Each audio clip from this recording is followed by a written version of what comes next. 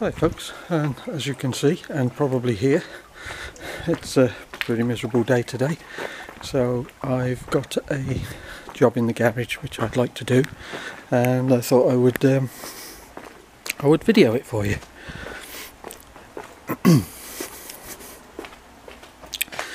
So it's a job that I've done before, as in it's fitting my Zard exhaust, which I then removed for reasons which I don't need to go into here, but I've decided that I'm going to refit it again. So what I thought I would do is try and do a higher quality video than I did last time of the fitting of the Zard exhaust. I mean, some of the information will relate to any exhaust really, but this one is specific to the Zard obviously. So what we've got is,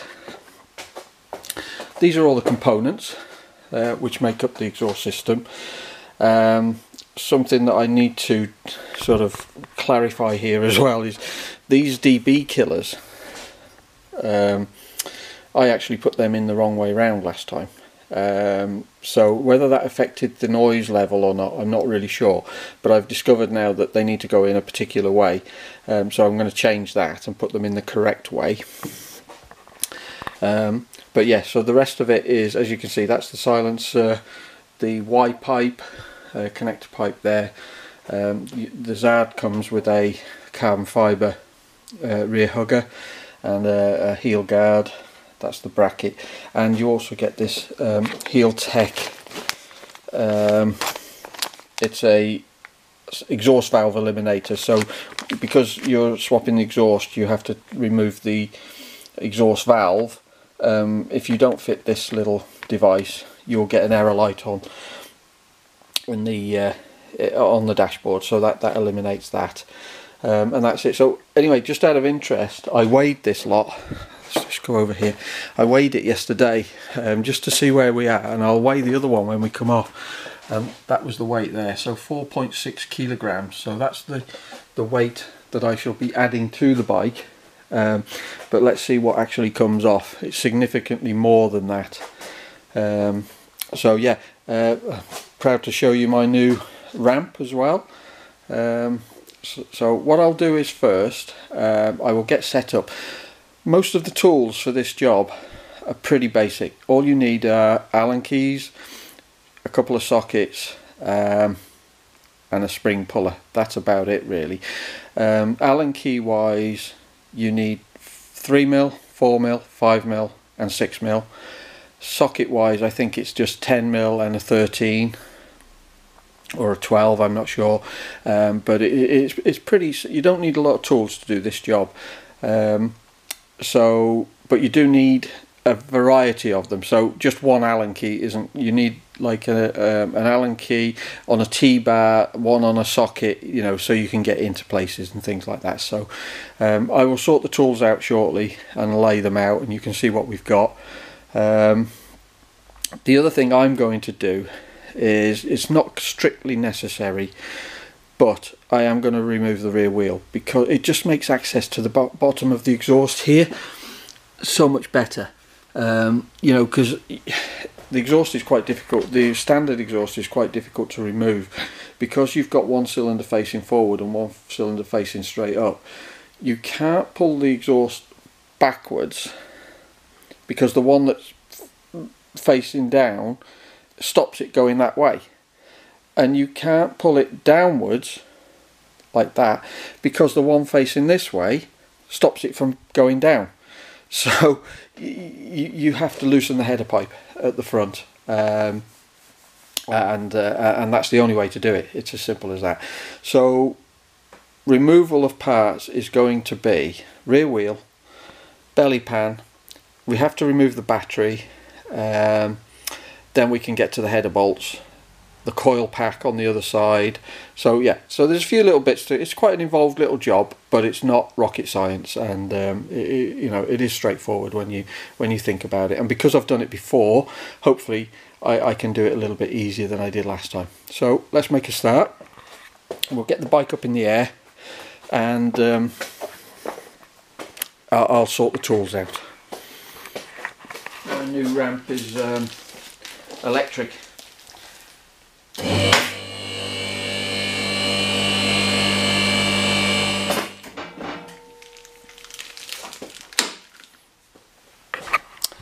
Okay, so let's go through a few of the things that we need to do. The exhaust, the main silencer, is only held on with 2 fasteners. This one here and one at the back there, just underneath the shock absorber. The rest of it are just slip joints here with the spring, and one at the for the rear cylinder as well, that has a spring on it as well. So this belly pan has to come off. It's just held on with 4mm and 3mm Allen bolts. And one thing I want to say is about the Ducati Allen bolts is make sure you get good quality tools to fit, because I don't know if you can see here, but like that's just a 3mm bolt there, and they're very shallow. So if you don't get your Allen key in there correctly, you will round it off. They're not very high quality fasteners at all, disappointingly, but they're what's there, so that's what you have to deal with. On this side it's the same again. There's one there, some underneath, and there's actually behind this footrest there is actually a push pin, which is like what you get on a car, where you have to pull the centre out. It's a bit awkward because the pedals in the way, but it does come out. It's only a plastic thing anyway. So tool wise, let's go through what we need. We need 3, 4, 5 and 6mm Allen bolts. We'll take that, take a wrench, T-bar, put them all in the tray there, extension bars. I know we're going to need a 10mm socket. We'll need a 3/8 drive long extension bar. Then we need, let's have these in 3/8 as well. We've got 3, 4, 5 and 6.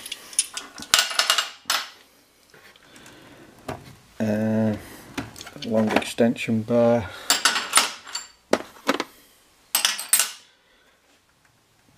And we will need some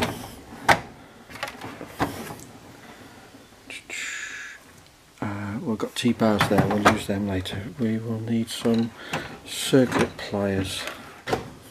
Here they are. Circuit pliers, internal, external, internal. These are the internals. I'm going to start by removal of the rear wheel, which on the Ducati is quite straightforward, in that it's just a little clip here that needs pulling out. Store that there,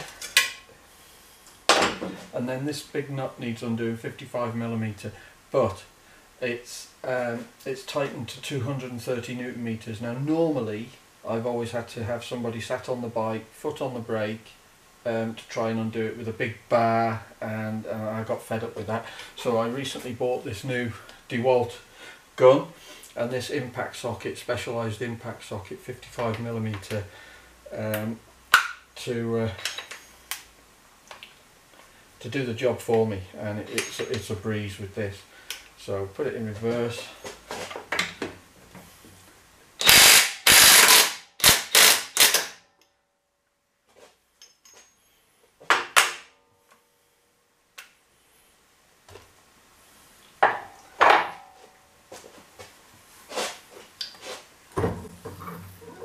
Just put this to one side.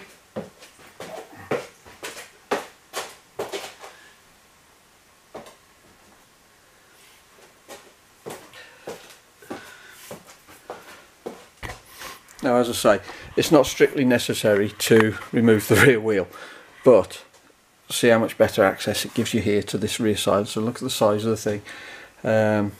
it's much better, you know, because you can get something underneath there now and you haven't got this wheel in the way messing around. By the way, on reinstallation of the wheel, these spigots here must locate in some holes on the back of the wheel. There, you see those 4 holes on the back of the wheel? They've got to locate in there, not in the slots that are next to them. Just something to be aware of. Pretty common sense really, but I do believe some people have got it wrong, which is not good. Okay, so next job is belly pan off.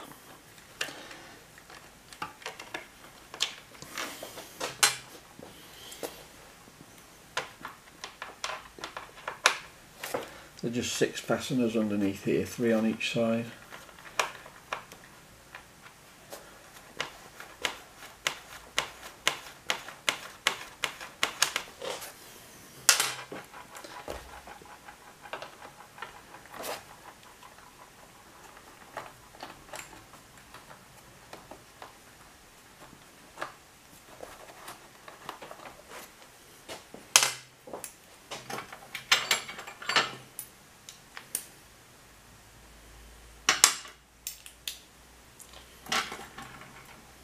There's a 3mm one at the front here.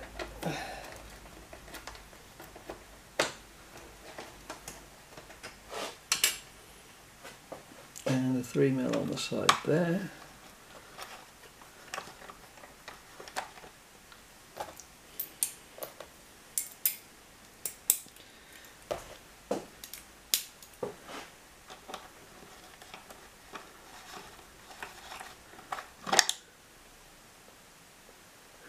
Okay, so that's the belly pan off. So next the battery needs to come off. This is a 10mm to undo the connectors.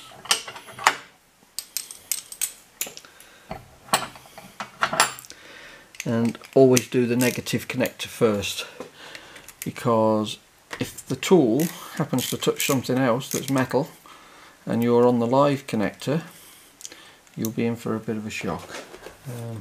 It'll spark out and certainly make you jump anyway, and could blow a fuse or something like that. So just undo the live, the neutral connector first, which I've done there, and then this is held on with 2 4mm Allen bolts.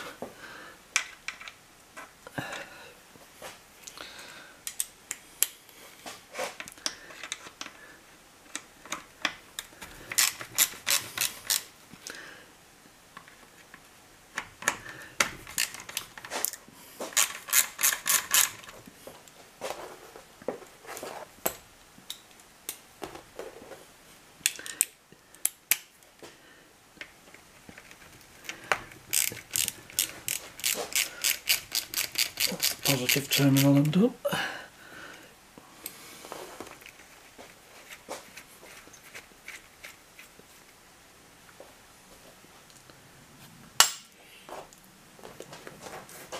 And now the battery should slide out. If anybody's got one of these bikes and you're watching this video, you do well to take this belly pan off and put some petroleum jelly onto the connectors of the battery, because when I did this the first time, well, it wasn't doing this job actually, it was doing something else. I was wiring up a sat nav, and the corrosion that was on the battery terminals, I just couldn't believe it. I actually nearly broke the battery getting it out, trying to undo the one of the terminals. You can see it's still actually bent now, but it does work, so until it goes I won't bother replacing it. But yeah, it was not very good.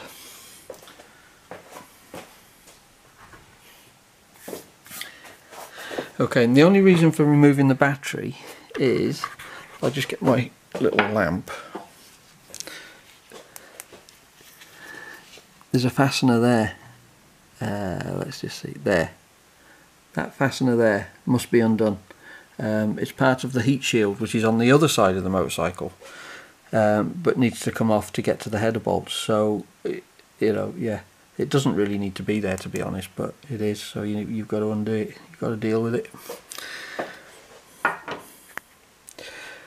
Okay, belly pan is off and the battery's out, so we're slowly making progress. I'm not the fastest of workers, but there we go.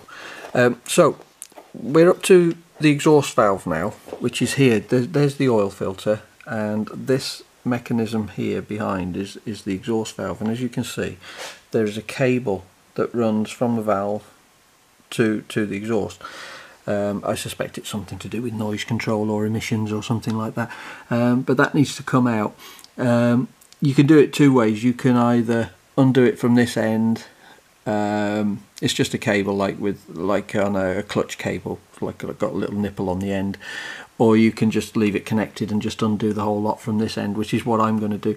So I'm not going to film it because it's not necessary, but it's that bolt there, and there's one behind here as well, which you probably can't see, but it is there.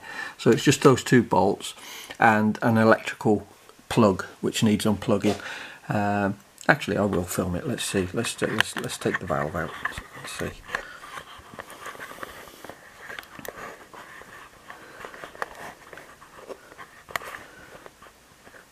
Wish I had a better tripod. Right. So again, 4mm.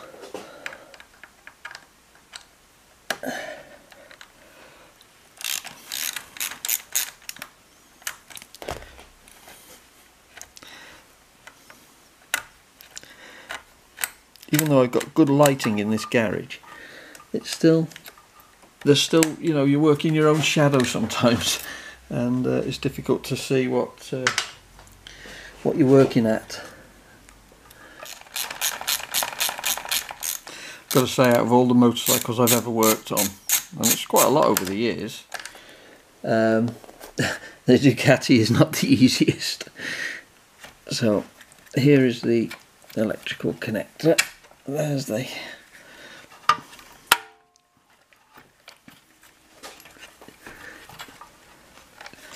okay, I think we need to, there's an Allen key, there's an Allen bolt underneath which is 6mm,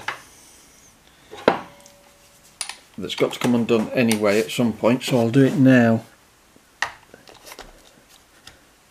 There it is, because it drops this tray down.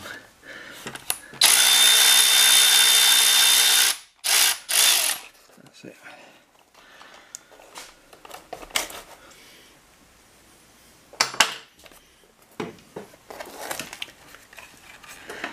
Gives us a bit more room to get this thing out.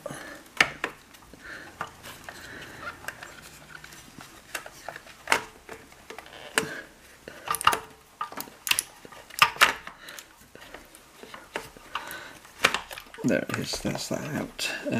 We just need to plug this.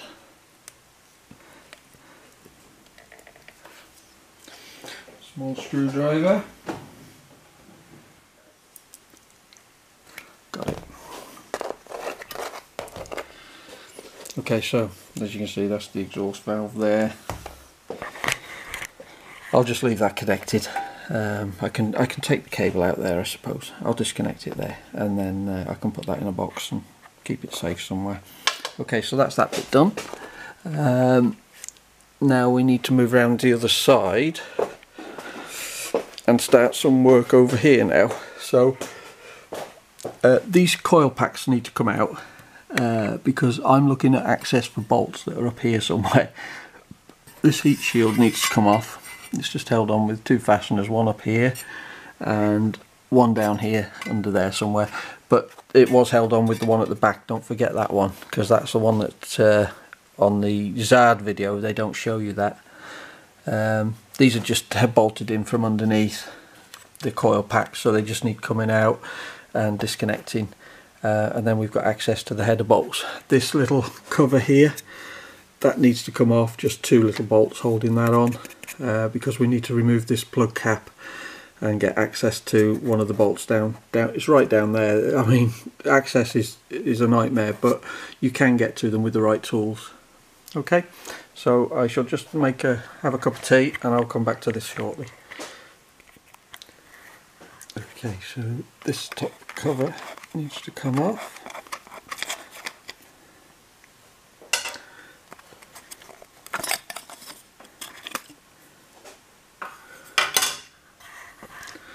Plug lead off.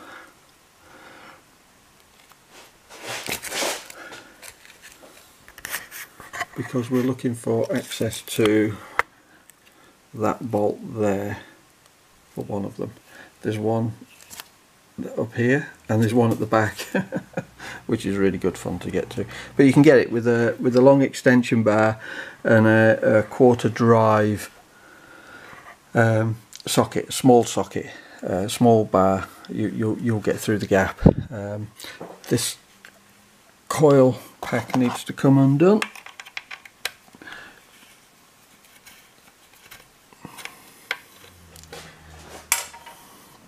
Now, because I've got a quick shifter fitted, I've actually got some additional wiring in here,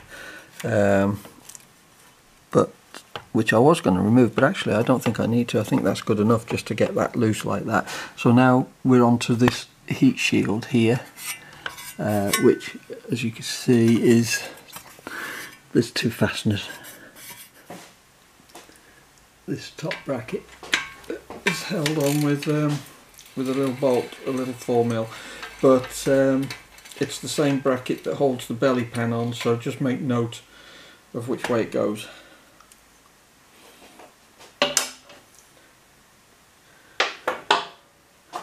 And then this heat shield should slide out. Have to be a bit brutal with it, but it's come, so that's that. Clip falling off there. Okay, just put that to one side for now. So let's see if we can make any sense of this. Not really, you're not going to see. I'll just put the light on just to see if we can catch what we're looking at.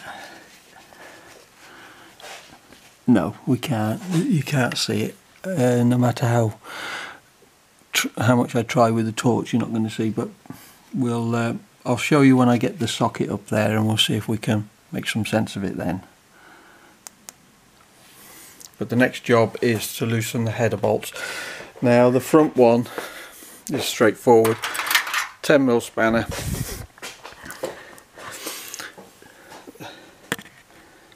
This one, where are we? Let's get that out of the way. This one here.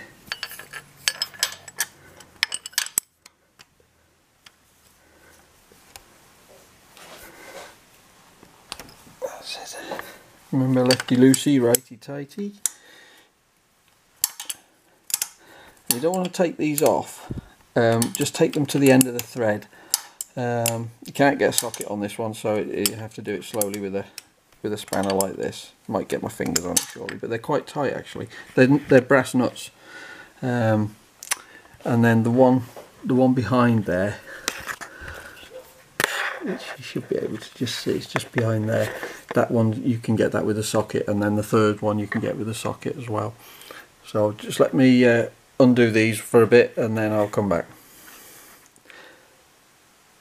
Okay, so as I said before, there are 2 fasteners holding the main body of the silencer on. One there, which as you can see I've removed, and one here which I've removed. So now all that's holding it on are the springs. So we shall remove the first one using a proper spring pull, because I do know somebody that got hurt not using one of these, and it wasn't very pleasant. So use a proper tool if you've got one, or if not, make one. So that's that spring off. And then there is another one. Chucking my tools around. So again, removing that wheel is worth doing, I think, because there's the other one there, and it's easier to get it from the back here. I can't hold the camera and remove the springs, so forgive me for that, but it will come off now. Actually, before I do that, I'm actually going to remove the hugger, because that will give me better access, and it's got to come off anyway. Again, it's just 4 fasteners, one here, 2 in the top up there, and 1 on the other side. No need to film that, it's quite straightforward. Okay, so now it's just a case of leverage and a little bit of brute force. I found the best way is to get a wooden handle in here by your side stand there, and just give that a bit of leverage there. You can see there I'm off there already. So now I've got to do the same on the other side for the rear cylinder, but this time I'm levering downwards. So I'll probably get a piece of wood to get in there somehow and just try and tweak that down gently. But this is heavy, so I don't want to try and do it with holding the camera. So you'll have to forgive me. I'm going to put the camera down and then but it is just a case of just levering that down, bit of wiggling, bit of poking, and it will come down. Okay, so that's the lunch out the way, and the main silencer is now off. This thing weighs a ton, so I'm just going to put it to, Christ, I can't even lift it with one hand hardly. I'm going to put it on the floor for now, and we're going to weigh this later and see exactly what it does weigh, but it's bloody heavy. So I can't barely lift it with one hand.